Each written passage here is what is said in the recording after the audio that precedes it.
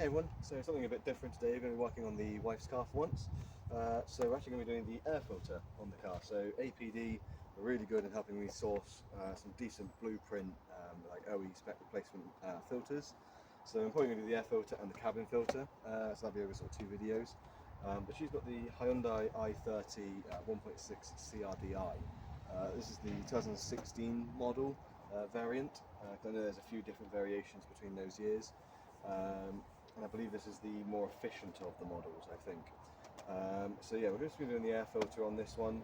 As I don't know too much about her car, to be honest with you, but I know it's due a service. It's just about to hit 60,000 miles, so it's just doing that 60,000 mile service.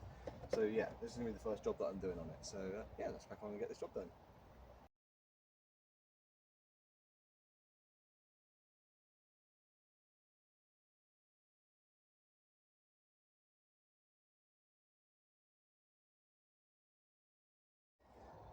Okay, so when we're looking at the engine bay here, this is what the 1.6 engine looks like, and this is our airbox here. So this is where the air filter is going to be housed. You can see sort of the sensors coming off of it, etc. And obviously, I guess that's some form of MAF sensor there to go through. But yeah, this is the airbox here, and thankfully, it is considerably easier to gain access to than the Freelander. If anyone's worked on those TD4 engines, you understand it is no easy task doing the air filter, unfortunately. Yeah, sacrifice many tools doing that, but yeah, let's get this open and change the filter. So when looking at the filter, you've got the 2 hinges at the back. There's one and there is the other.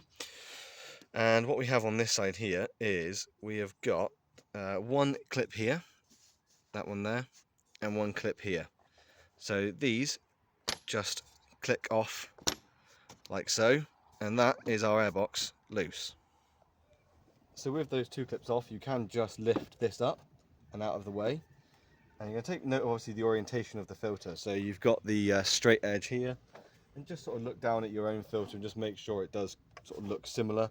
And make sure you have got the sort of right filter that's going to go in there, right sort of size, etc. And make sure you check the orientation. Luckily, this one's fairly easy to tell.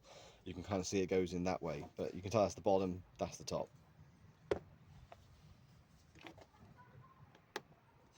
So it just lifts out like that. So as you can tell, that very much needs to be changed. Like I say, the last actual service on this I think was 40,000 miles, so it's a bit overdue in fairness. And you can see all that crud is going to build up inside, and that's going to really hamper the air going through. So what we're going to do now is just going to check there's no sort of loose debris in the bottom, any sort of crud we can get out. Might as well get that out whilst we're here. Just any sort of larger bits, just get rid of those. There we go, and the new one is hopefully just going to slip straight on in. So, I lift that up out the way. There we go, drops in nice and easy. So, now we're just going to have to get the airbox back on properly. You can see at the back of the airbox, they've got these legs that come on the back of the airbox. Those have to go inside those hinges for it to go down properly. Make sure they're not on top or off to the side. They slide in like that, and then we can hook on the hooks at the front. So we're just going to make sure both of those hooks go in. So that is both in there. Then in theory, once this sits down properly, that's 1, that's 2. Okay, so there you go. So it's easy as that to change the filter on this one. That was incredibly easy, and I'm quite surprised with these newer cars you sometimes find it can actually be more difficult. But that's down nice and secure again. And I think it was sorely needed. Looking at the condition of this old air filter, I mean, it's actually a lot more black than what you see in the camera. I think the camera's trying to adjust the lighting on it, but it is really dirtied up, and it's sort of all through the filter as well. You can sort of see in through the side. So yeah, that was sorely needed. But yeah, quite surprised. Normally these newer cars it's a bit more difficult to change things like this because so many boxes, just trying to find them even. So yeah, really happy with that. Really easy job.